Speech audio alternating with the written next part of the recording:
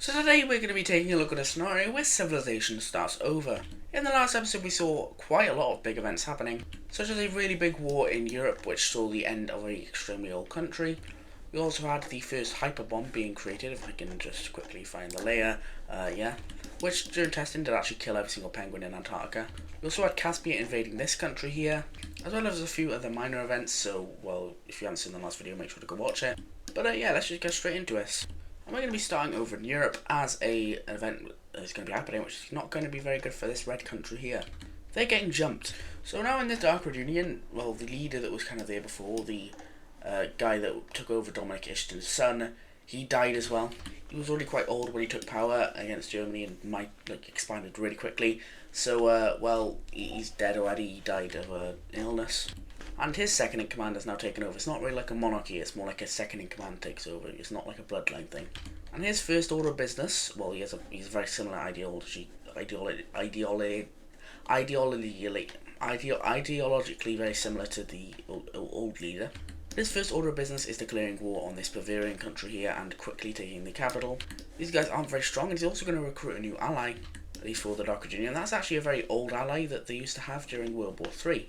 That, my friends, is none... well, wrong layer. That, my friends, is none other than the Hungarian country. Hungary and the Dark Red Union, they used to be like best pals. Now, I mean, after World War III, the Dark Red Union did kind of go isolationist, which led to them not being the best of pals, and they actually lost World War IV against Poland. And you may say, well, why they join this alliance if they don't like Poland? Well, Hungary, they had a weird king ruler at the time, who was a democracy, but in the last few years, Hungary has kind of not been a democracy anymore. As there were a few purges in the government, possibly done by the and they have managed to influence Hungary to become an ultra-nationalist country. So we now have two in the map, on the map, but anyway, let's just stop yapping and let's get to the pool. But Hungary will be sending their troops in, and yeah, they're completely crushed the Bavarians. They're really not that strong. We also do see Poland doing the same thing up here, starting an invasion into the northern parts of Bavaria, and the Dark Red Union will manage to clean a lot of the rest of it up, as they are definitely the strongest country here at the minute. They could be the strongest in the world possibly, but they do take this country here and will hit this occupation of Hungary. After a while they will just completely fall over to the Dark Red Union and their allies. So let's take a look at what the peace treaty is for this poor country. This is what the division of Bavaria looks like. As you can see, the most viable and I guess most important lands were given over to the Dark Red Union. They took over the capital and also most of the country in general. That's because they have, well, the most amount of influence, and they are also the strongest country in the alliance. Hungary will also get some nice land over here in the eastern parts of the country. Similar to Poland, they'll take a decent chunk of it as well. I do realise just how terrible Hungary's borders are. Oh god, they're probably going to have to invade Croatia. Croatia. But that's not really the end for, I guess, the alliance expansion in this episode, as the Dark Red Union wants to get another old ally back who doesn't really like them, and that is, interestingly enough, Spain. Spain has been a bit neutral since World War IV. They kind of got their ass kicked and they've been neutral. They're scared of a possible communist invasion, so they didn't really have any forces up in the border with the Dark Red Union, because they were like, hey, our business is already done with these guys, we don't really want to, provoke them at all. They thought, I mean, they were safe from them, but they didn't think they were safe from the communists. It turns out it was the opposite. As Dark Red Union troops will invade into the Spanish to I guess, make influence better, because they don't want to actually take much land, they just want to impose their influence. As they are very weak at the minute, so they'll basically be able to take the capital and they completely just fall over. Yeah, very, very easy war for the Dark Red Union to win there. And in the peace treaty, we do see the Spanish switch from a democracy up into the ultra-nationalism, and they are also added into the Square Alliance. And they are also added right into the Square Alliance, not really too surprising here. Anyway, that's enough of stuff happening in Europe, and we're actually going to go over to another part of the world, and that's going to be South America. Now, what we do now in South America, well, we're going to be seeing a country expand, and that is Amapola, or whatever. I don't know what the country's called. I've had some more feedback saying they're not actually called Amapola, so I don't know. But I'll just call them the Red Brazilian country for now, and, well, yeah. But they feel a bit kind of left out after World War IV. They did their part in World War IV. They expanded a lot and they gained a lot of land, which is always good. But they don't feel like they, I guess, put their influence over South America enough. Or should I say they don't feel at their full potential. So what they're going to do is they're going to invade their father country, that is Brazil.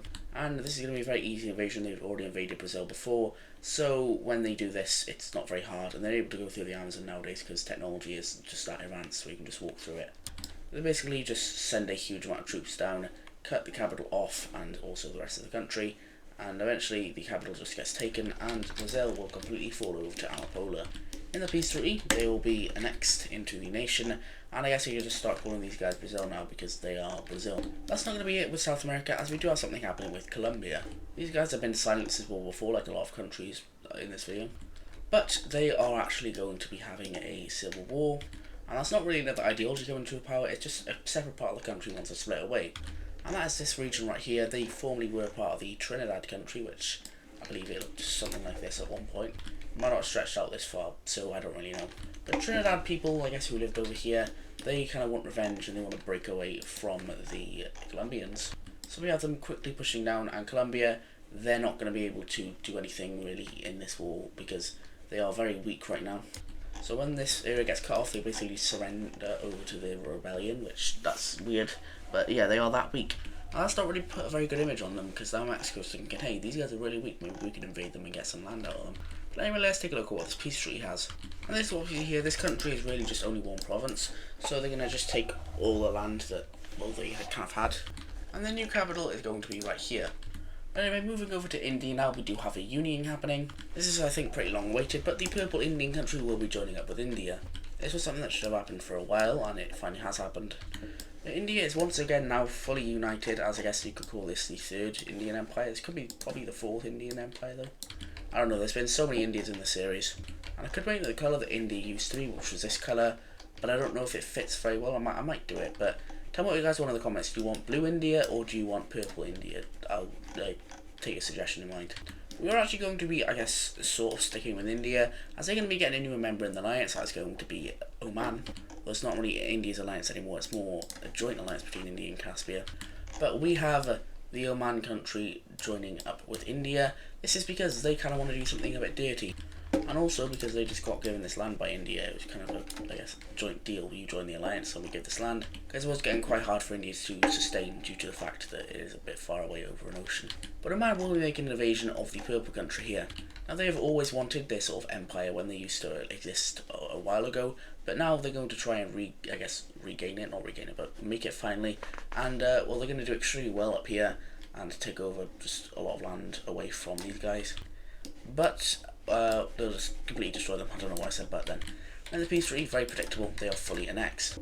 Very simple, but I know that this looks absolutely horrible, so I might have something happen in the next few episodes. In fact, you know what? For a lot of money, Oman is just going to buy this land over here. Yeah, these two provinces are going to get sold over. Yeah, just, you know. But now we're going to be looking at a very big event, and it's actually all to do with hyperbombs. Now, the Dark Red Union obviously does have a hyperbomb, but other countries want to develop it, because if they have it, then they could just kill everyone with it, so, well, they need to make some.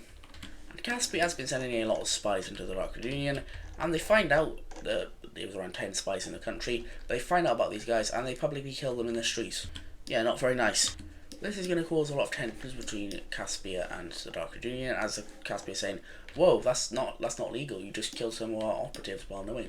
And the Dark Red Union were like, well, they were in our territory, so we're allowed to do whatever we want with them. And with the Dark Red Union, they also haven't expanded enough this episode, so we do see their boats start to arrive at the shore of the British countries, that being Ireland and Britain, and it looks like there's going to be another invasion of the Dark Red Union where they're going to take over the British Isles. But that is not going to happen.